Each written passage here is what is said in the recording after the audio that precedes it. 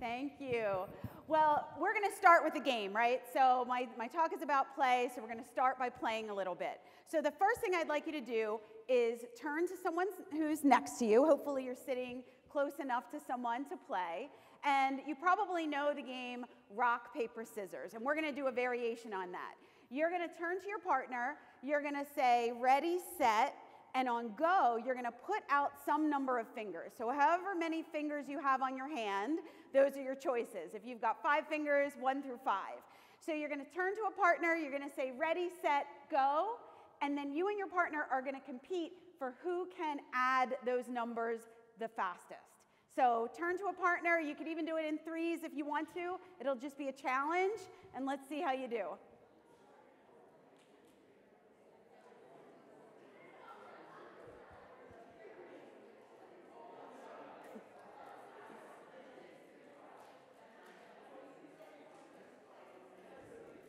Do a couple multiplications. See if you can multiply. See how that works.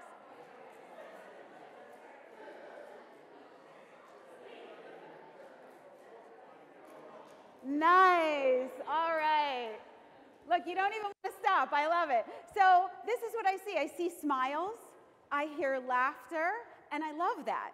When I travel, one of my favorite things is if I stumble upon children playing. I love that sound of laughter. A few years ago, I was lucky enough to be in a hotel that was right across the street from an elementary school.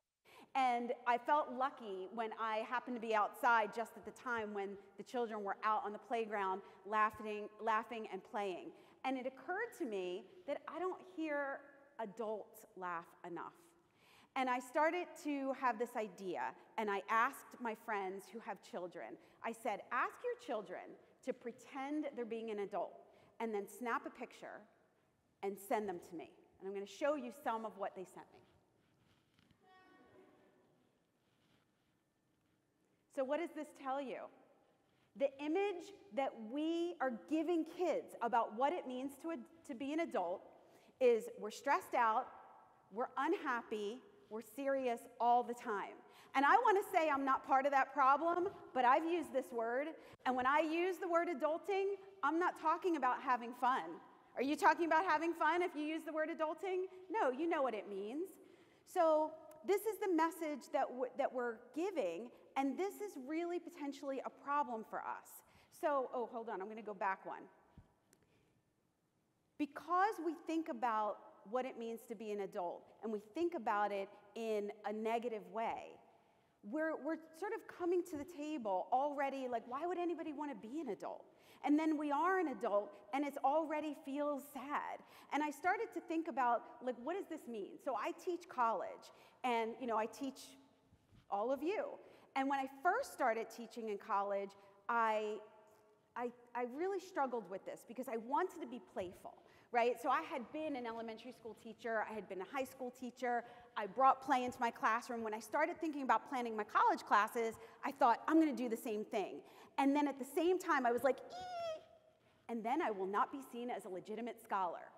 So I got real nervous about that. I got nervous about whether if I brought creativity into my classroom, if my college classroom was a playful space, if my students and my colleagues would look at me and they would know I don't belong here. And that wasn't really fair because I had college professors who were both rigorous and fun. I had college professors who were creative and were considered to be scholars. But when it came to my own self-assessment, I really struggled. And I went to this very either-or place, even though I love to be the both-and lady. I went to this place where I was like, I'm either going to be a real scholar or I'm going to be a clown. But I thought a lot about it, and I realized, okay, college students are this, like, you're this magical unicorn because you are adults, but you're in this borderline between being adults and being kids. And this is a place where maybe I can have an impact. So I want to show you some pictures from some of my classes. And I can't see you, so I don't know if you were actually in my classes or not, but what do you see here? You see adults laughing. You see adults playing, and this can happen. But this runs in conflict to often the way we think about the way adults should act or the way classroom spaces should be. But I'm going to challenge, this is what I want to challenge today, and I hope that by the end of our time together, you start to believe, as I believe, that being a little silly and playful is one of the best things that you can do. So I want to go back. Well, let's first talk about laughter. Like, why is laughter even good for us? You may know this, but when we laugh, we pull in oxygen, and then that oxygen fuels our heart and our lungs, and it increases our endorphins. It also stimulates circulation, so it revs up and then relaxes our stress response system. And that leaves us with this overall sense of well-being. So if any of you have ever had like a really good laugh and afterward you're like, oh my gosh, I feel so good, that's why. And we also know from research that there are long-term positive effects of laughter that include increased immunity, it includes even pain reduction, and some people even say, and I think we probably could guess this, that it helps us cope with the regular hard stuff that just happens in our lifetime. So when we think about, when I think about play, one of the things that I obviously think about is that laughter and play are inextricably linked, right? When we laugh, we're probably being playful. When we're playing, we're often laughing. So we should think about how to incorporate playfulness through our lifespan. Now I want to go back to when I very first started teaching, because the three things, now there's lots of good things about play, obviously, but the three things that I want to talk about today are stress reduction, improved cognitive function, and community building. And I'm probably going to just mosh together stress reduction and improved cognitive function because it's so hard for me to take them apart because they really are so linked to one another. So when I first started teaching, I told you about the struggle I had. I didn't know how to approach it, but I decided I'm going to go all in. I'm going to be the person I want to be, and I brought role plays into my classroom. We played games. We did improv, and my class was a joyful space. And of course, there was accountability, and there was assessments, and there were all of those things that we know we have to do, but I felt good. And then about halfway through the semester, I asked my students, as many professors do, hey, what's happening? What's going well? What do you need? How can I support you? And one of my students said to me, we need more PowerPoints. And I was like, what? Like, I died inside that he said that, because every other comment I'd ever heard about professors using PowerPoints was, they have too many PowerPoints. It's so boring, right? But I couldn't disregard this. I asked, what do you need? He told me what he needed. And unfortunately, I tend to sometimes be an all or nothing thinker. So over the next couple of semesters, the play left my classroom, and my classroom became more and more about PowerPoints and traditional lectures. And guess what? Nobody complained. And I think nobody complained because that's what students expect, right? We don't really expect it to be a playful classroom. But I maintained a good relationship with my students, and in fact, there was one time where I went out with some of my former students who were now teachers. And we were sharing stories, and we were laughing, and we were having fun, and one of my former students said to everybody, remember when we did that role play in the class, and we learned about public school funding, and they were like, oh my God, yeah, and we learned about the fair funding formula, and they named the governor, and they were naming court cases, the details, and I'm like, what, you remember that? And then they started talking about the child development class. Oh yeah, remember when we played Jenga? Remember when we played headbands? And I'm like, wait a minute, why do you remember this? And they said, oh, well, we were learning about, organization of thought. We were learning about fine motor skills. We were learning all of these things. Sure, we remember it. So now I'm like, wait a minute. Did I just throw out the baby with the bathwater, right? That's, and I thought about it, and I thought about it, and I realized this is another moment for me to embrace that both and perspective.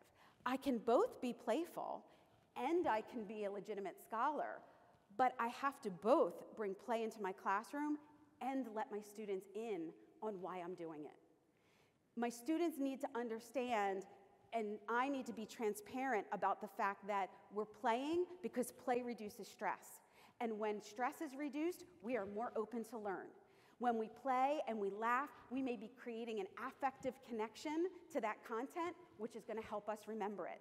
When we're playing, we're using multiple modalities. We're engaging with that material in lots of different ways. Again, probably going to support our ability to remember that information.